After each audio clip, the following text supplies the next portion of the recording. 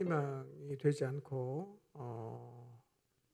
좀 심하게 표현하면 짓밟히고 있지만 그러나 세상에 희망을 주는 교회가 되려고 하면 가장 기본적인 본질을 추구해야 합니다.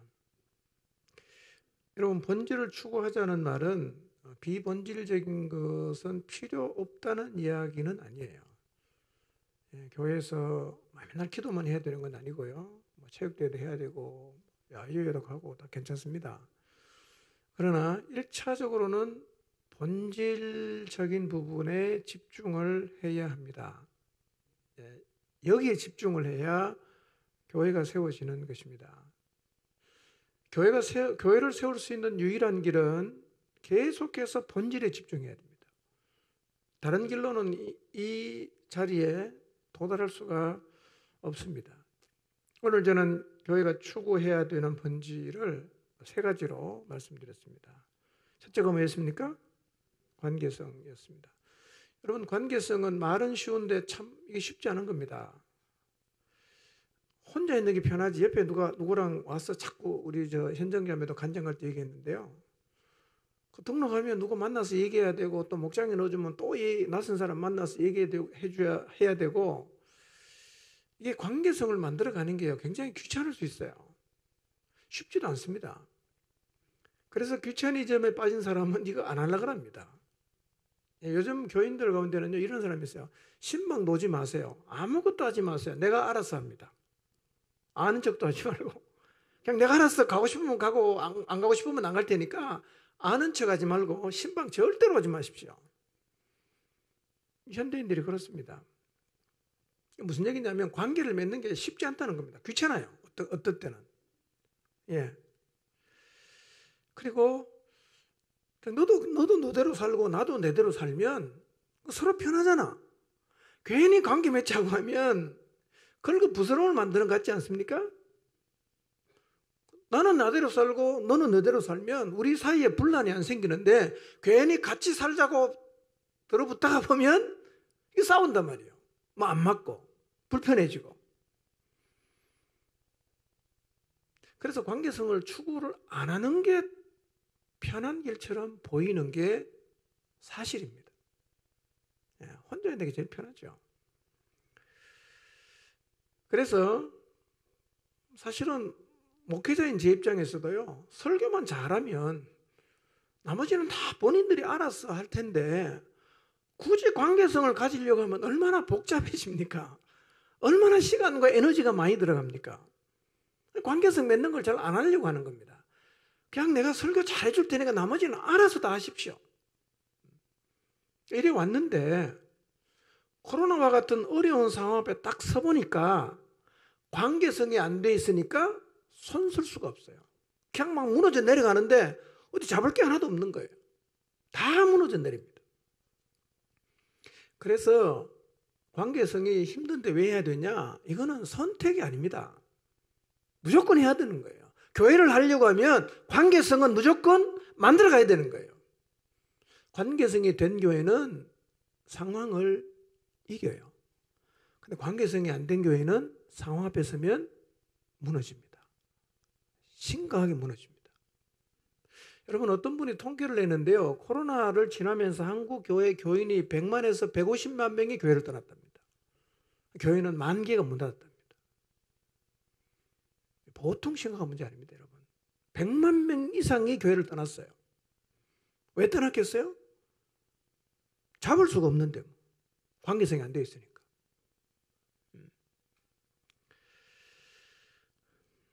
그러나 본질을 추구해서 관계성이 만들어진 교회는요, 상황을 이길 수 있어요. 여러분, 목장 안에서 관계성을 추구하시기 바랍니다. 안 하는 것보다 힘듭니다. 사실이에요. 그리고 복잡할 수 있습니다. 괜히 그냥 이 관계 속에 살자고 하면요, 힘들죠. 그리고 그냥 예상하지 못했던 상황이 막 생기고요. 괜히 했다고 후회될 수 있는 그런 상황도 생길 수가 있지요. 그래도 우리는 관계성을 만들려고 노력해야 되고 만들어 가야 됩니다. 왜요? 본질이니까. 교회는 관계성으로 만들어져야 됩니다. 예. 두 번째 교회가 추구해야 되는 본질이 뭐죠? 복음을 땅끝까지 전하는 것입니다. 복음을 땅끝까지 전하는 게 필요 없으면 교회 하나님이 태초에 교회 가실 필요가 없습니다. 그냥 선택한 유대민족 가지고 나가면 돼요.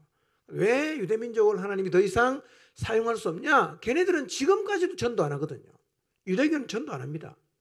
어떻게 그들을 통해서 세계 만민에게 그분이 아들을 보내서 이루어 놓으신 그 놀라운 구원의 역사를 만민에게 전파할 수가 있겠어? 지금도 안 하고 있는데. 그러니 하나님이 창세전에 계획하신 게 뭡니까? 교회라는 기관입니다. 그러니까 교회는 반드시 뭘 해야 됩니까?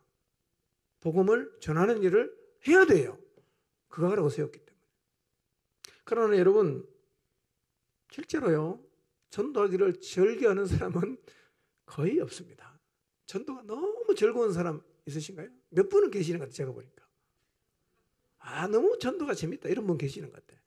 전도를 해서 영혼이 돌아오는 기쁨을 알면요, 전도가 하나도 겁도 안 나고 하고 싶어집니다. 전도를 안 해본 사람은요, 전도에 굉장히 부담이 있어요. 다 싫어한단 말입니다. 이런 얘기하는 사람이 있습니다. 내가 교회 평안하려고 왔지 스트레스 받으려고 왔냐? 맨날 전도해라, 기도해라, 성경 읽어라. 나에게 댕기기 싫다 이거죠. 그래도 교회는 뭘 해야 됩니까? 전도해야 됩니다. 이게 본질이니까요. 예. 뭐 이런 사람도 있긴 있더라고. 말도 안 되는 얘기고 제가 세게 듣지도 않지만요. 자기 교회 부흥을 위해서 성도를 이용한다. 예. 혹시 그런 생각을 하시는 분 계십니까? 교회 부흥을 위해서 제가 여러분을 이용합니까? 예, 그런 생각을 하시는 분도 있더라고요. 예, 굉장히 좀 특이하신 것 같아요. 자, 이런 오해가 있어도 교회는 계속 복음을 전하자고 말해야 됩니다. 그리고 성도는 이 자리에 서야 됩니다. 예, 이유는 이게 교회를 세우신 목적이고 교회가 존재하는 목적이기 때문입니다. 언제까지 전도해야 됩니까? 주님 오시는 그날까지. 자, 11월 달에는 여러분이 존재하는 목적을 꼭 한번 이루어 보시기 바랍니다. 아멘. 예, 정 만날 사람 없으면 개나 고양이 빼고 아무나 만나세요. 개나 고양이는 안 됩니다. 예, 누구라도 붙들고 만나보세요. 일단 가슴에 복음을 담고 누구라도 만나보세요. 세 번째, 교회에 존재하는 목적이 뭐죠? 네, 음부의 권세가 이기지 못하는 교회가 되는 것이 굉장히 중요한 본질입니다. 어떤 대가를 치르더라도 교회는 이 자리에 서야 합니다. 교회는 일단 사단하고 맞짱 떠서 이겨야 되잖아요. 그래야 그가 붙잡고 있는 영혼을 뺏어올 수 있잖아요. 쉬운 일은 아니겠죠? 사단은 강한 자라 그랬잖아요. 근데 하나님은 어떤 분이라고 성경이 말하냐면 더 강한 자입니다. 사단은 강한 자고 하나님은 더 강한 자예요. 우리는요. 우리는 사단하고 맞짱 뜨면 하나님 백 없으면 백전백패합니다. 못 이깁니다. 지금도 온 세상이 다 속고 있습니다. 미끼 다 물고 사단의 거짓말에 인생을 다 던지고 있습니다. 여러분이 진리를 몰랐더라면 다 그렇게 살 수밖에 없어요. 지상에서 유일하게 음부의 권세를 이길 수 있는 곳이 어디입니까? 교회입니다. 그러나 그냥 교회라고 음부의 권세를 다 이길 수 있는 것은 아니죠. 음부의 권세 어떻게 이기냐? 싸워서 이기는 겁니다. 싸워서. 그게 에베소 6장에 나오죠. 어떻게 하면 사단과 싸워서 이길 수 있냐? 그 하나님이 잘 가르쳐 주셨습니다. 하나님으로 무장하는 거죠. 하나님으로 완전 무장하라. 하나님으로 완전 무장한다는 게 무슨 뜻인가? 두 가지입니다. 하나는 말씀이에요. 하나는 기도입니다. 저는 참 이 말씀을 묵상할 때마다요, 참 놀랍다는 생각이 드는 게요. 무기는 신무기를 개발해도 10년, 20년 지나면 다 구식 무기가 됩니다. 또 계속 개발을 해야 돼요. 근데 악한 영과 싸우는 무기는요, 개발할 필요가 없습니다. 영원하게 이것만 들고 나가면 이깁니다. 놀라운 신무기입니다. 영원한 신무기입니다. 교회는 끊임없이 기도와 말씀을 추구해야 합니다. 끊임없이 해야 됩니다. 예. 목장에서 여러분의 목자가 계속 기도해야 된다고 말하고 계속 성경을 읽어야 된다고 말하면 그 목자는 훌륭한 목자입니다. 안 해도 괜찮다고 말하는 목자는 아주 나쁜 목자입니다. 그런 목자 없죠? 그런 목자 있으면 저한테 신고하시기 바랍니다. 교육을 새로 해야 됩니다. 여러분 한번 기도와 말씀을 손에 놓지 말고 한번 살아보십시오. 여러분의 삶이 놀랍게 변할 거예요. 대단한 변화가 일어납니다. 내가 영적으로 사단하고 싸워도 이길 수 있구나, 이걸 실제로 경험할 수 있습니다. 기도와 말씀 읽는 것은 시간 없는 사람이 하는 일이 절대로 아닙니다. 여러분 대단한 일입니다. 이게요. 꼭 기억하시길 바랍니다. 매일 기도하시고 매일 성경 읽었어요. 매일 성경 읽었어요. 그러니까 제가 우리 교회에서 제일 많이 하는 얘기가 뭘까요? 기도하라는 얘기잖아. 성경 읽으라는 얘기잖아. 근데 많이 듣다가 보면 이게 자꾸 이제 빤한 얘기로 들리거나 고리타분한 얘기로 들릴 수 있지 않습니까? 요즘도 기도하라고 하냐? 요즘도 성경 읽으라고 하냐? 여러분 절대로 시대에 뒤떨어진 얘기가 아닙니다. 이 얘기가 고리타분하게 들리거나 이 얘기를 들으면 시대에 뒤떨어진 얘기로 들린다면 여러분이 지금 사단의 거짓말에 세뇌된 겁니다. 교회는 기도와 말씀 없이는 절대로 제대로 설 수 없는 것입니다. 예, 교회는 기도해야 돼요. 기도. 예, 제가 요즘 감사한 건요. 그래서 기도하는 사람이 조금씩 늘어나고 있다는 게 너무너무 감사합니다. 성경을 계속 읽는 사람이 늘어나고 있다는 게 너무 감사합니다. 예. 이번 주도 열심히 기도하시기 바랍니다. 이번 주도 열심히 성경 읽으시기 바랍니다. 예, 성경의 맛을 알아야 됩니다. 기도의 맛을 알아야 됩니다. 이게 중요해요. 예, 그래서 영적으로 권고해지면 누가 안 시켜도 스스로 기도의 자리에 나가야 돼요. 누가 안 시켜도 스스로 집에 가서 성경 펴야 됩니다. 예, 그래서 살아나는 경험을 해야 돼요. 기도와 말씀이 얼마나 대단한 축복인가, 하나님이 우리에게 주신 놀라운 선물인가 경험해서 알아야 돼요. 자, 이렇게 교회가 본질에 충실하게 될 때 사람들이 안고 있는 가장 심각한 문제에 해답을 준다고 말씀드렸습니다. 인간이 안고 있는 가장 심각한 문제가 뭐냐면 망가진 인격입니다. 정서의 왜곡으로 인해서 인격이 망가진 거죠. 망가진 인격은 고쳐주는 데가 세상에 없습니다. 약 먹어도 안 되고요. 최선이 뭐냐? 너무 심하면 상담받거나 정신병원 가는 겁니다. 그 외에는 방법이 없습니다. 안 고쳐집니다. 근데 이 문제를 해결할 수 있는 곳을 하나님이 예비해 놓으셨다는 게 참 너무 놀랍습니다. 예. 교회라는 공동체 안에 속해서 관계성 안에 들어오면 인격이 회복되는 일이 경험이 돼요. 단번에 되지는 않습니다. 서서히 과정이 있습니다. 너무 아플 수 있어요. 여러분, 우리의 인격이 만들어지고 이게 뾰족뾰족 뭐가 많이 난 부분이 다듬어지는 과정에는 좀 아플 수 있어요. 너무 힘들 수 있고요.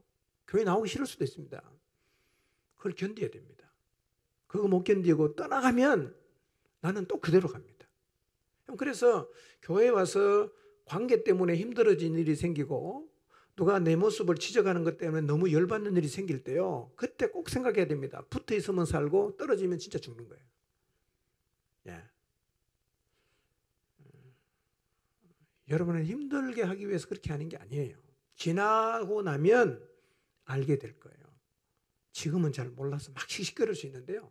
지나고 나면 밥 먹고 할 일 없어서 그 일을 하는 게 아닙니다. 상대도 괴롭습니다. 괴로워요. 그렇지만 하는 거예요. 근데 이런 교회를 통해 주시는 복을 누리기 위해서 전제가 되는 조건이 뭐라고 했어요? 교회에 속해라. 다니지 말고 속해야 됩니다. 예, 속해야 돼요. 만약에 어떤 사람이 교회에 속하지 않고 그냥 주일 예배만 왔다 갔다 한다고 하면, 그리고 누구를 향해서도 마음을 열지 않는다면, 여러분 교회를 통해서 부으시는 하나님의 복이 너무 많습니다. 근데 그 많은 복을 못 누리게 돼요. 여러분 신앙생활을 교회 없이 하는 사람이 있잖아요. 난 교회 필요 없다 이거야. 내가 알아서 다 한다. 내가 주일 낮 예배는 나오지 나머지 내가 다 알아서 한다. 그렇게 신앙생활을 하면 최고 잘하는 게 뭐냐? 현상유지입니다. 최고 잘하면 현상유지예요. 사실은 그렇게 신앙생활을 하면 현상유지도 잘 안 됩니다. 교회 없는 신앙은요, 점점 괴물로 변합니다. 괴물로 변해요. 말은 청산유수인데요, 지내보면 괴물입니다. 현상유지도 어렵습니다. 교회에 없는 신앙생활은 현상유지도 어렵습니다. 그러나 교회에 속해서 신앙생활하면 우리에게 진짜 하나님 앞에서 아름답게 빚어집니다. 인간은 말했잖아요. 악해요. 약해요. 그리고 너무 이기적입니다. 이기적입니다. 저를 포함해서 다 똑같습니다. 악한 것도 있고 약한 것도 있고 이기적인 것도 있고. 예.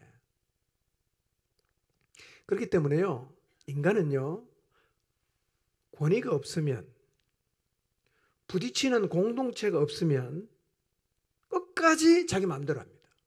끝까지 자기 마음대로 합니다. 그리고 힘든 일은 안 합니다.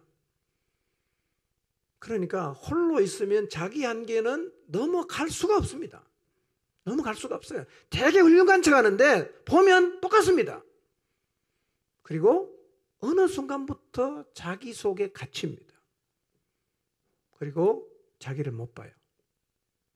자기를 못 볼 때 생기는 가장 큰 문제가 뭔지 아세요?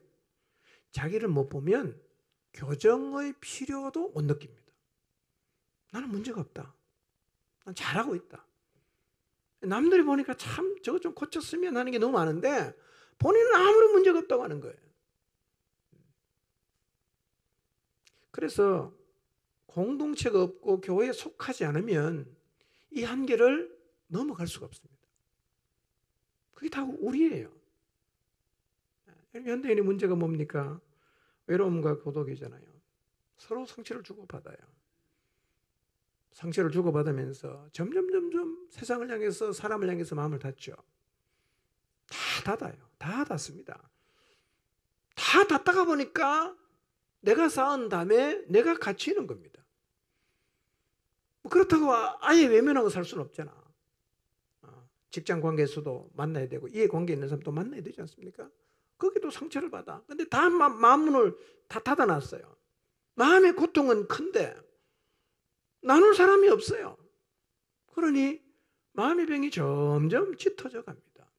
인생이 너무 힘들고 재미없고 우울하고 항상 양어깨에 무거운 짐을 지고 있어요. 이게 현대인의 문제입니다. 그래서 고통하면서 망가진 채로 사는 사람이 참 주변에 많습니다. 만나서 이렇게 얘기하다 보면요, 정말 외로운 사람 많고요, 상처 입은 사람 많고요, 누가 하나 붙들어서 자기의 내면을 털어놓을 사람이 없는 사람이 너무 많습니다. 이거 어디 가면 해결할 수 있어요? 교회에 속하면. 놀랍지 않습니까? 그냥 다니는 게 아니라 속하면 교회를 통해서 부어지는 놀라운 복을 누릴 수가 있단 말이에요. 여러분 꼭 기억하십시오. 자꾸 자기를 특별하게 생각하지 마세요. 사람은 다 똑같습니다. 그냥 공동체 오면 나를 내려놓고 공동체 안에 한번 쑥 돌아보십시오. 마음을 열고 한번 내면을 나누어 보세요. 나눈다는 자체만으로도 의미가 있어요. 짐이 내려놔집니다. 함께할 사람이 생기고요, 동지가 생깁니다. 그럼 외로움이 사라지죠. 할 수 있겠다. 내 살아날 수 있겠다. 용기가 생기고 생기가 생기는 거예요. 그렇게 더불어 공동체 안에 지내다 보면요, 다른 사람을 통해서 나를 봐요. 말씀을 통해서도 나를 보는 거예요. 계속 봅니다. 어느 순간부터 내 안에 이런 열망이 생겨. 고치고 싶다 이거예요. 나도 좀 바뀌고 싶다. 이런 열망이 생긴단 말이에요. 그러면 그때부터 변화가 시작이 되는 겁니다. 이 가능한 이유가요, 공동체가 있잖아요. 말씀이 있잖아요.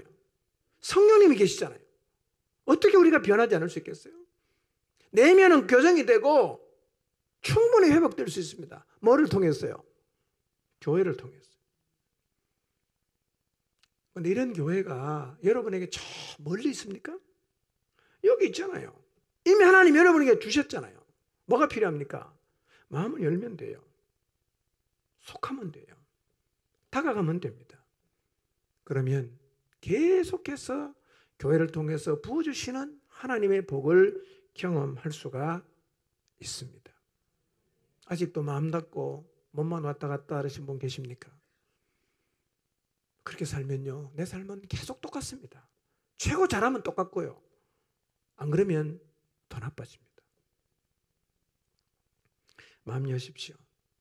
하나님이 내게 가신 공동체라 믿으시고 속하십시오. 이 안에서 부담스럽다, 힘들다, 너무 그것만 생각하지 마시고, 부담스러워도 할 일은 해야 되잖아. 힘들어도 할 일은 하지 않습니까? 공동체 안의 지체로 번제를 추구해 보세요. 같이. 그러면 교회를 통해서 하나님이 주시는 놀라운 은혜와 복을 반드시 누리게 됩니다. 오늘 오신 여러분 모두가 이 자리에 있어서 교회를 통해 주시는 하나님의 복을 마음껏 누리게 되시기를 축원합니다. 기도하겠습니다.